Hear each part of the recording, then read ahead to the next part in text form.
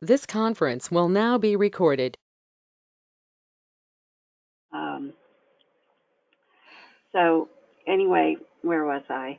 I wanted to open that up to discussion with the group if there is interest and ideas for funding that kind of study. Any comments?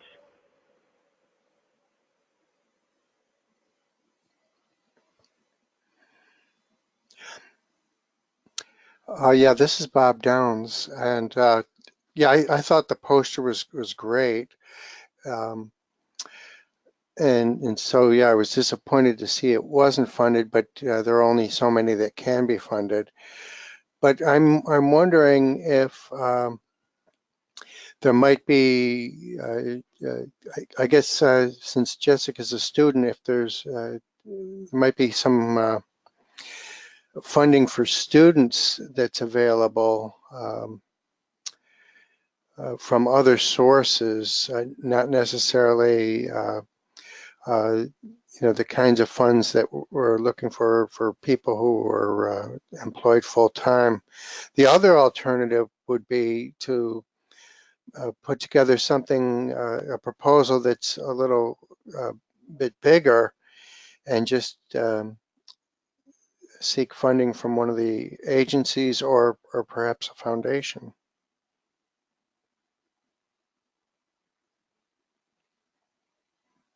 Yeah, an interesting approach. And it would be cool to be able to do a very inexpensive test procedure or just example proof of concept to show that it would get some good data. But that's definitely worth thinking about. Are you able to fund anything from the disaster cluster budget? I do not have a budget. Oh, oh, that's right. Not Clusters that yeah, don't get a budget. no. Hmm. However, one idea would be to propose to the ESIP um, test bed and laboratory. Plus, I think there's a special projects uh, avenue for getting funds too from ESIP.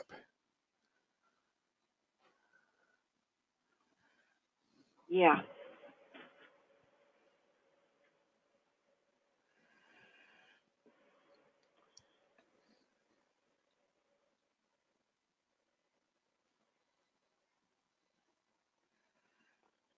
Okay. Well, I think that's something I'm still quite interested in, and see if we can't augment that idea uh, and figure out a way to get it started.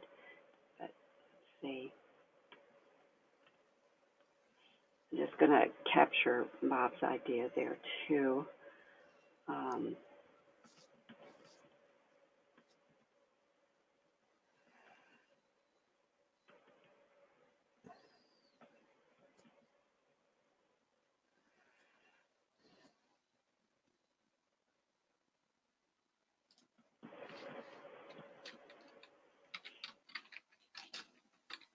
all right.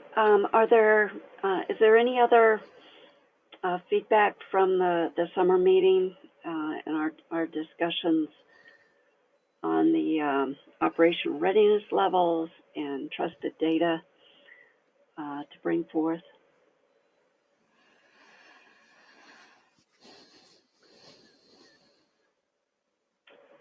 I do have one other item that is kind of a follow-up, and that is that the All Hazards Consortium is holding another data-driven decision-making workshop. This time it's going to be, I think it's September 19th and 20th in the Washington, D.C. area. and Curie Hicks, who heads up the ORL subgroup, of which I'm a member, as well as several other of us here at within ESIP. She will be organizing a presentation at that meeting on the status of ORLs. And a lot of her work recently has been focusing on making ORL designations accessible to the power utility users who would be identifying data sets and describing their trust in it, if you will, using the 4-level operational readiness level definition that we have thus far. So she's been working on a model that she can implement, has implemented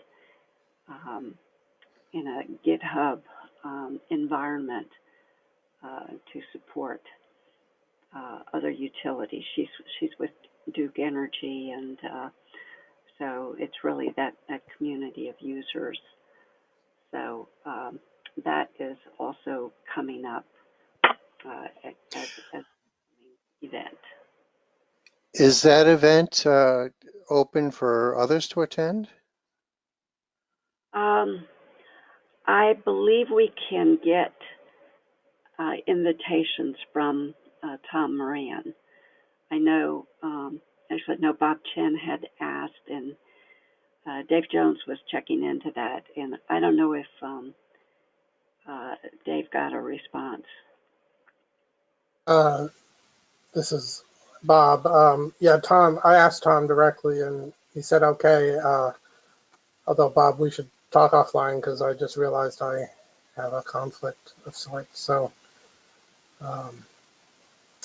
let's talk tomorrow if you're around. Sure.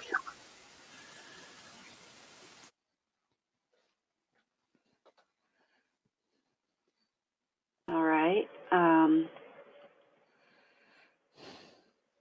trying to capture that meeting and the upcoming notes.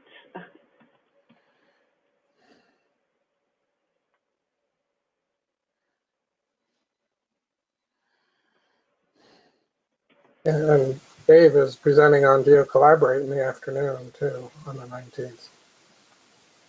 That's right.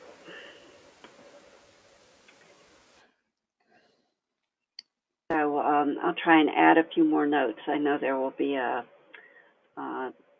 Tom's All Hazards telecon is tomorrow morning. So I know he's been working on the agenda. All right.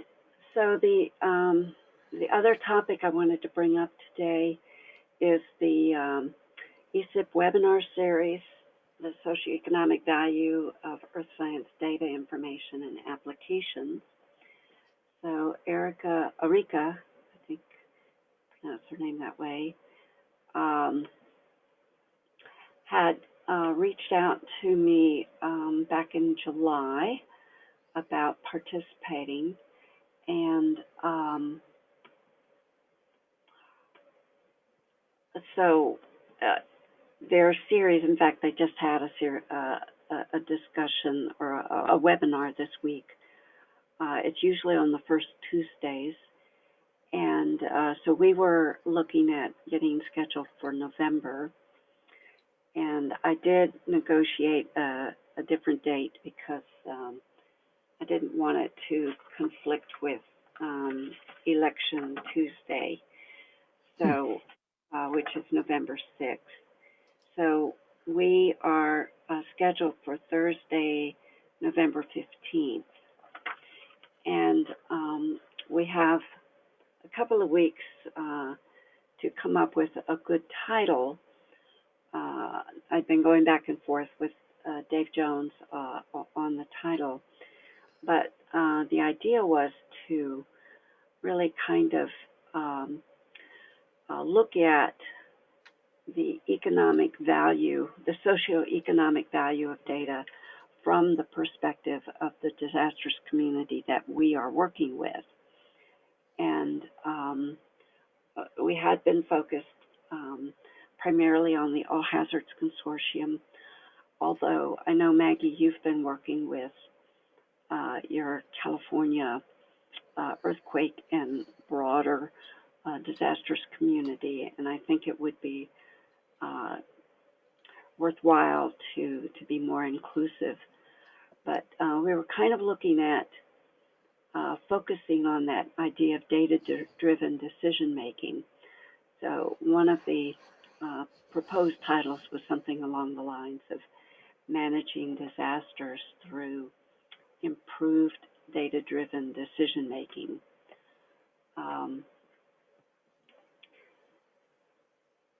In discussions with Dave, we had also considered focusing it more directly on the power utilities and their really somewhat remarkable embrace of the operational readiness levels. So remarkable from my perspective, having spent a career at NASA where new technology was always kind of looked at askance, and you really had to work very hard to get people to embrace it. And I've definitely found the community within the All Hazards Consortium to be quite open to these the technology and the concepts. So that was one concept for the focus, and I just kind of wanted to open it up. The discussion itself, the webinar, probably we would have about a half an hour because they really encourage participation from the audience, and so questions and back and forth. So I think that would be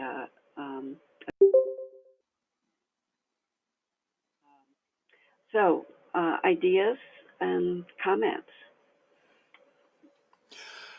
This is Bob Downs, and you might want to just check with Erika or perhaps Aaron on the time for that, how much time you're going to get, because if there are other speakers, you might be cut down even more. No, my understanding is we would be hosting the webinar. So it's a 1-hour webinar, and we are the only group.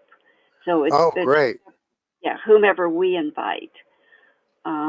Dave had recommended that we invite Tom Moran, and I think that has a lot of merit. Tom has certainly been a huge proponent, embracing, as I say, the ORL concept. Hi, Karen. This is Dave. Sorry I'm late. Oh, hi, Dave. Welcome.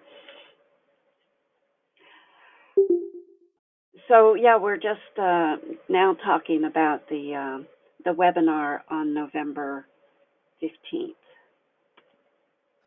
Sure. Yeah, I think the last webinar that they had, Karen, they had a panel discussion, but that was because that's how they wanted to put it together. And I think you're right. I mean, we can choose whatever format we want. So it'd be great to get input from everybody. Again, you may have talked about it already. I apologize. Yeah, no, I basically have just, confirmed that we are hosting the webinar. We have an hour, but I think that we should target our remarks to more like a half an hour, and then opening it up to the topics. I did post, if you look at the Docs or Google Docs page, the topic that I had originally worked out with Erika, although Dave, you and I had gone back and forth on a couple of other options. So that's what we're talking about now, is kind of refining the topic, the scope, and how we want to handle the webinar.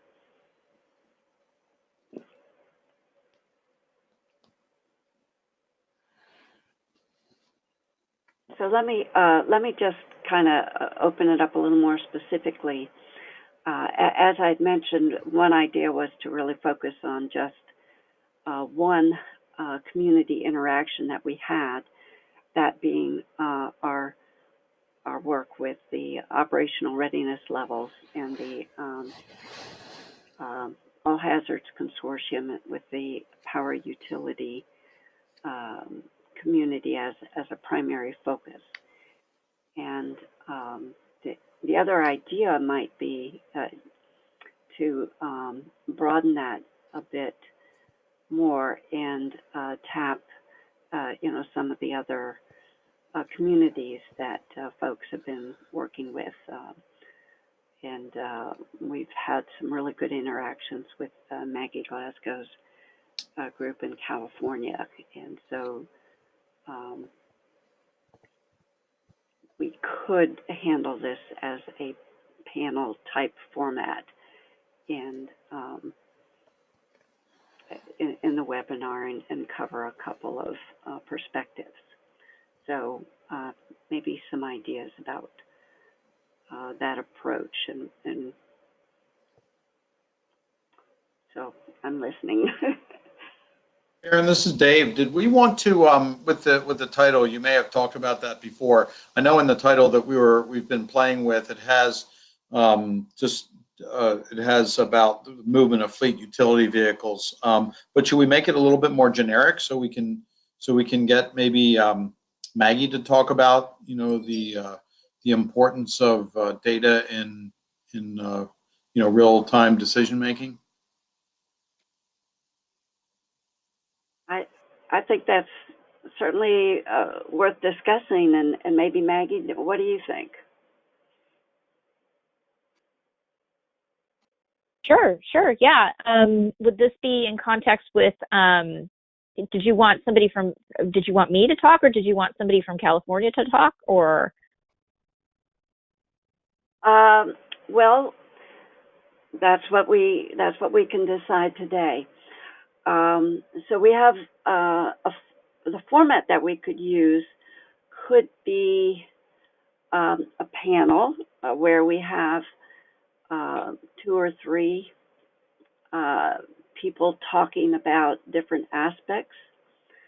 Dave, the title, you might have missed it earlier, that the more generic title that I posted here was Managing Disasters Through Improved Data-Driven Decision Making, which would be more general purpose than the ones that you and I were working on. And, yeah, that sounds great. That sounds great, Karen. Okay, all right. And then we could, if we were to do a panel type forum, then what we could do is have, I think it would be useful to have somebody from our group laying out the scope of what we're doing briefly, but with the focus on trusted data, and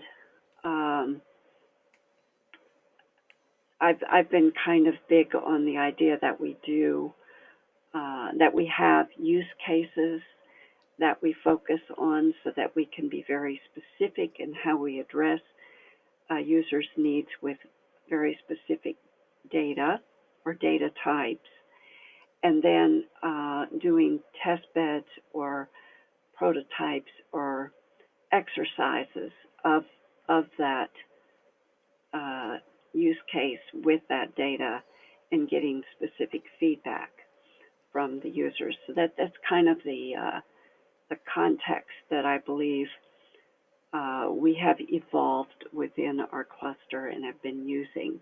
So I think it would be worthwhile to have an introduction of those concepts, and then possibly some experiences from maybe jointly of our members with the community, in which case, Maggie, that would be, say, you and somebody from the California group, and Dave, maybe you and Tom, and then there might also be, of course, we've only got a short amount of time, but there might also be specific experiences from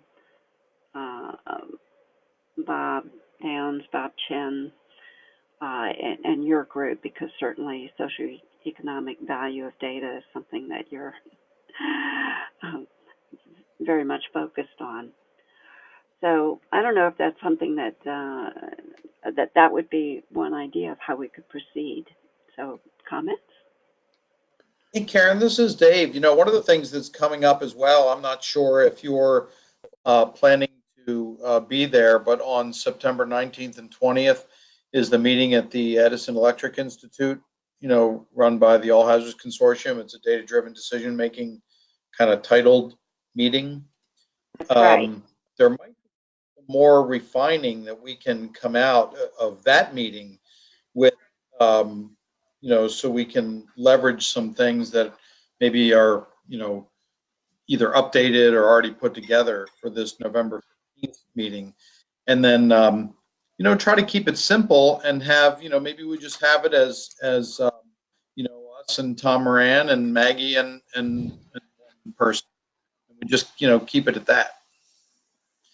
Because there are ways that I can talk about, like I can coordinate with Bob Chen and Bob Downs on, some activities that we're looking at from a socioeconomic perspective and integrating into, the dashboard, and some of it already is working. So we can demonstrate that and certainly have, Bob on the line should questions come up about that. Does that make sense? I mean, Bob, what do you think?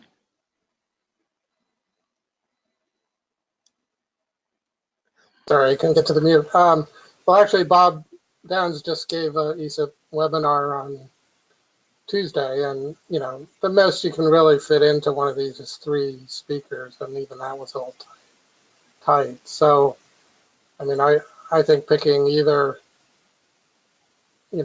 one topic, say with Tom and possibly Carrie and you, would make sense, or doing it across disaster topics with Maggie and Tom and someone else.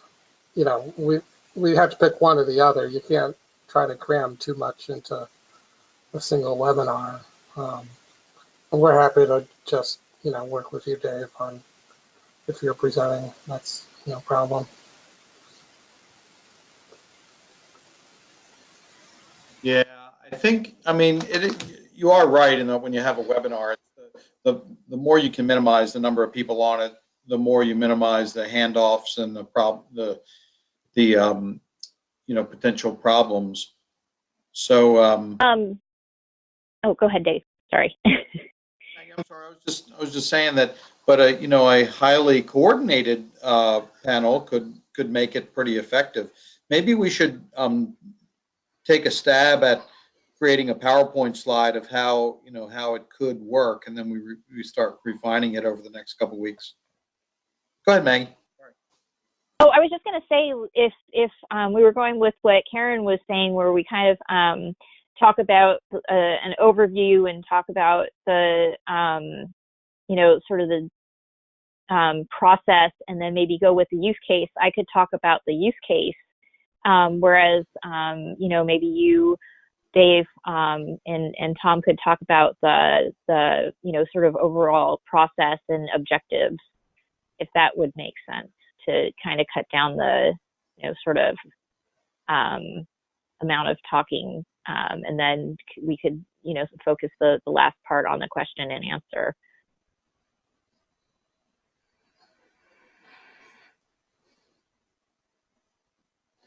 Yeah, that's a good idea. You were breaking up just a little bit on my end, Oh, Maggie. sorry. Can you repeat that just Oh, one more time? Oh, yeah, I was just saying that Karen had suggested, kind of talking about objectives and process and then and use cases. So I was just suggesting that maybe I could talk about a use case, sort of like what we've been doing with the data delivery to the end users with maybe like the wildfire case that I talked about at the summer meeting. And then you and Tom could talk about the other subjects, sort of like the objectives and overview of the whole data-driven decision-making process. Yeah, that certainly makes sense to me. I mean, we could start to outline this in a PowerPoint and then kind of like realistically look at it and say, do you think we can pull this off in 1 hour and make sure that we're capturing what the disaster lifecycle cluster has been focusing on, and then really diving into real world applications. I think, it's always great to start talking about how people are making decisions using data in real life. Karen, you were going to say something? I think your idea of kind of looking at this topic at the September meeting and really looking at what kind of information we can boil out of that, or concentrated topic is a really good idea. And the timing actually is pretty good, given that we really need to have a title and kind of like an abstract for Erica by October 1st, I think, is when she wanted that. And then, yeah, Mag's idea of breaking it in, or making each part kind of all inclusive. Yeah, I like. I Go just ahead. wanted to clarify something. This is part of the value of information series of the ESIP? Yes. Yes. Right. So, I mean, I do think actually what would make this more unique in that series is to emphasize, the users like Tom coming in from the outside and saying, here are the kind of impacts that you might not think about in terms of impacts on utilities or impacts on state decision makers, whatever. I tend to think, one question is, most of us have been talking in ESIP meetings regularly, and I assume the standard federation community has heard a lot of this. But a webinar is opportunity to go to a broader audience. The one on Tuesday did not draw a very big audience, actually, but it was a little drier because it was about, metrics from like the economist viewpoint and such. But I think this one would be more interesting to a broader audience if we emphasize the decision making impacts of the data, like after all the tropical storms last year. So, you know, I just would urge if we can get Tom and someone from California and Carrie Hicks or somebody on, that might make it more interesting, with some attention to what we've been doing to support them.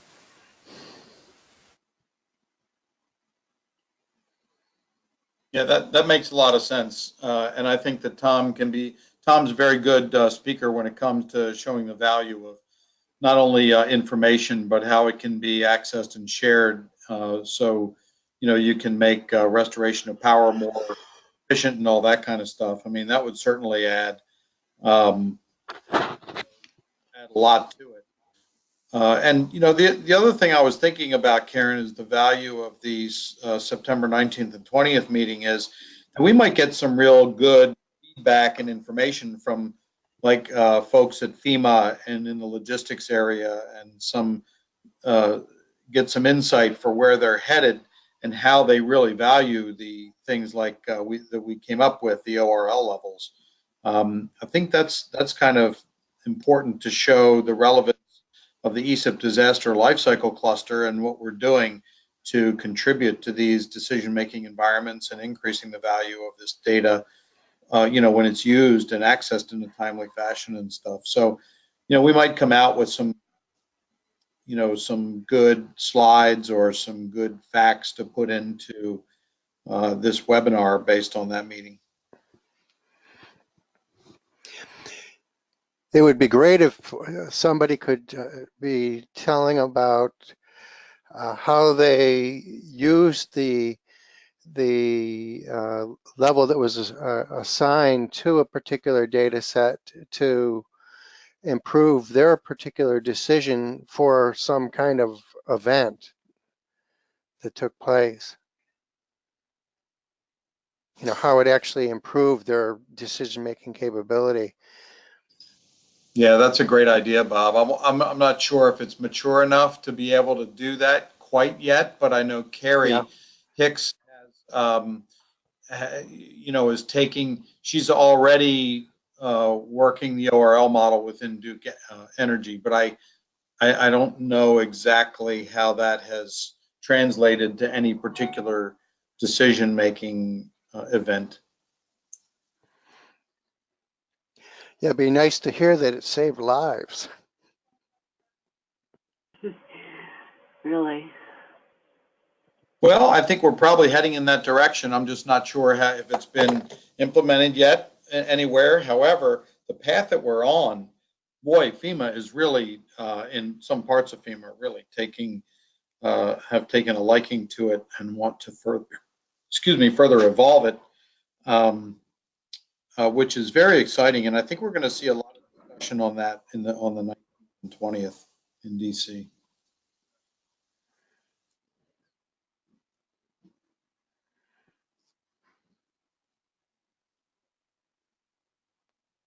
So maybe what we should do, Karen, is put together a sort of an approach that we can share with everybody here in the cluster, and add in for comments. We could probably put that approach in the Google Doc and say, here's what we're thinking for an outline for this webinar, so everybody can comment on it. Does that make the best sense? I mean, rather than doing a PowerPoint slide, we can just do it in the Google Doc. Yeah. I've tried to capture a couple of the notes in the Google Docs as we've been speaking. So I do think it would be good to come up with an outline, and I don't know if we're ready to do something like that. There also are Google Slides, just like a Google Doc, but it's slides. Mm-hmm. Yeah, I think at this point we just need to capture a plan for how to make the best use of the webinar to kind of share our story.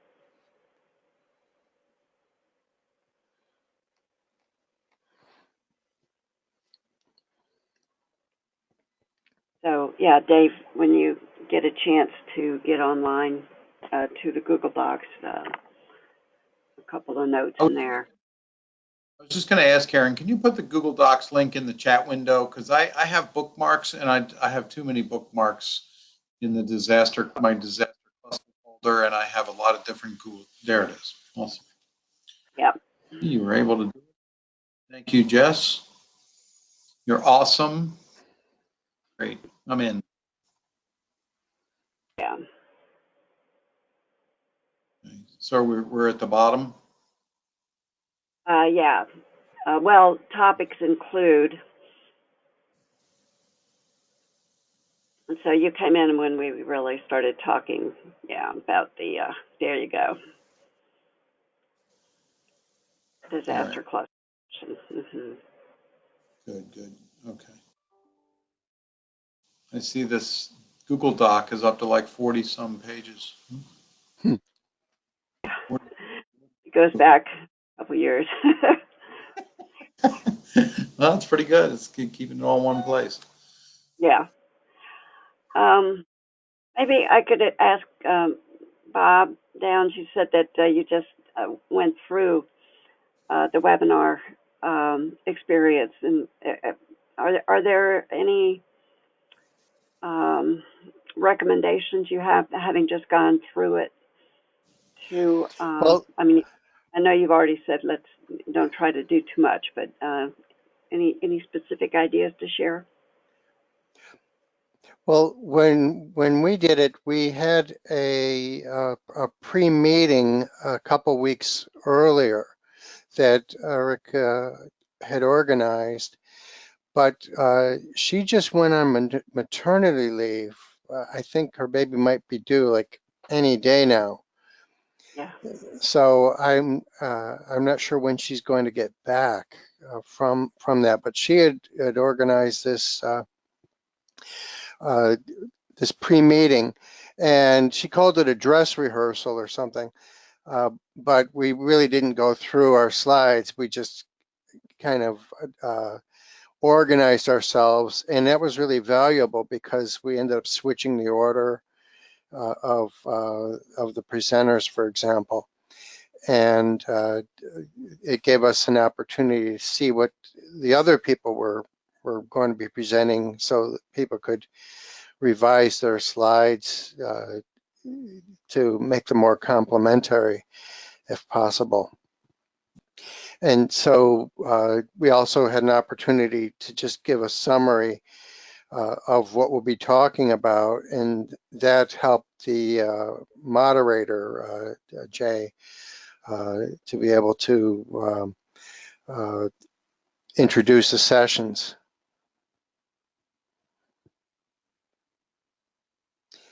So I thought that was worth having, that little rehearsal. And Bob, this webinar is recorded and then posted somewhere. Is it on ESIP? Is that where it is? ESIP? Yeah, I'm not sure off the top of my head where they put Hi, them. this is Jessica. After it's recorded, it's automatically uploaded to GoToMeeting, and then I'm going to take it down and put it on YouTube. So we have a ESIP YouTube channel for all of ESIP, and then under telecons is where we've been posting most of ours. And I think we're like one of the few clusters committees who've been using it for that express purpose. So you should be able to Google ESIP YouTube and be able to find our videos. So the one from the other day might be there as well. I'm not sure. I didn't even look. I think that I'm trying to think about the email that went out about the webinar. I do believe that it is made available afterwards.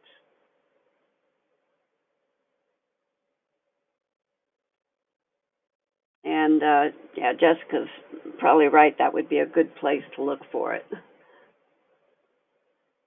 The ESIP YouTube channel.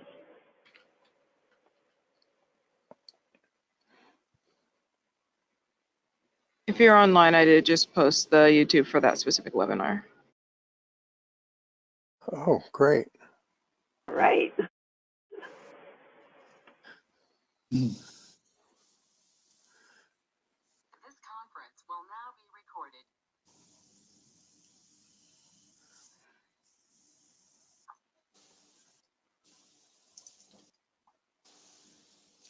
Yeah, I just clicked on it and saw it coming up, measuring and assessing the socioeconomic value of our science data. September 4th. Webinar number 3. I guess we'll be number 5 in November. I think so. Yeah. one thing. Okay, well, we are at 12:30 Eastern. Whoops. And right. Sorry. Did you guys hear that? I accidentally clicked it. Yeah. I thought Aaron joined the call for a second. Whoops. Yeah, one piece of feedback. Jessica, are you involved in this, or you're helping to do this? Yes. So one piece of feedback for the cluster, and I think we should do it definitely, Karen, when we do our November one, slides that are 16 by 9. Because when you produce the old 4:3 slide format, you get that black on the left and right side of the video, and it immediately tells people that you're not up with the hip HD TV resolution type graphics. Right. So we should do ours in 16 by 9. And Jess, if you can share that with the others, they should make that a standard so ESIP comes across filling the whole screen. That's a good idea. Thank you. Sure.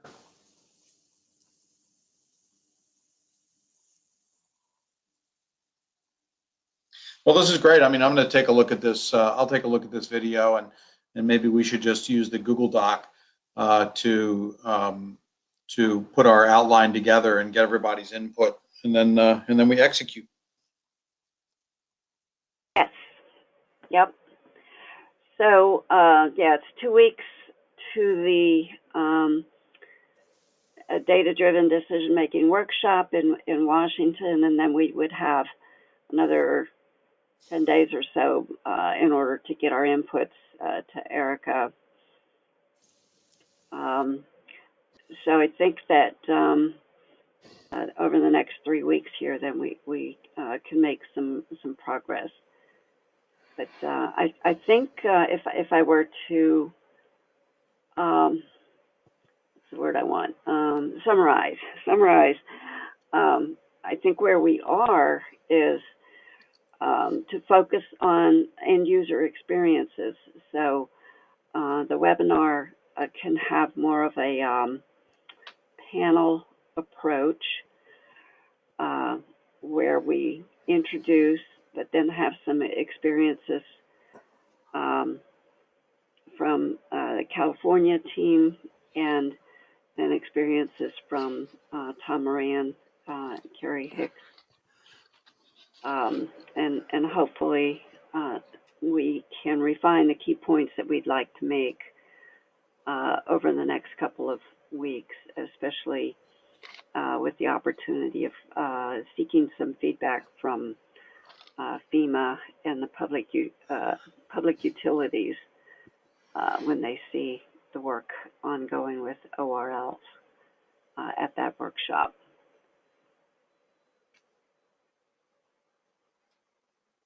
Yeah, that sounds great. Well, why don't we do that and have just have as a target, like maybe a week after the September meeting in DC, the 19th and 20th, to come out with a recommended outline for the webinar. Right, good. And then our next meeting in October will be October 4th, the first Thursday. We should have a pretty good plan that we can start filling in at that point. Great. That sounds good. That sounds good to me. Well, if you have Tom pinned down to that time slot, it might be good to at least see if Carrie and people from California, I mean, it's always hard to pin down users to a particular time slot. So might want to move ahead on that. I mean, it happens to be the big day of our big Geography 2050 symposium in New York. So I know I have a conflict, but other people around may What time down now. webinar, does this webinar happen at what time is the webinar? It's at noon Eastern. Okay, so for anybody on the West Coast, it would be 9, so that's not unreasonable. Right, not bad. Okay. Okay. All right, well, that sounds good to me.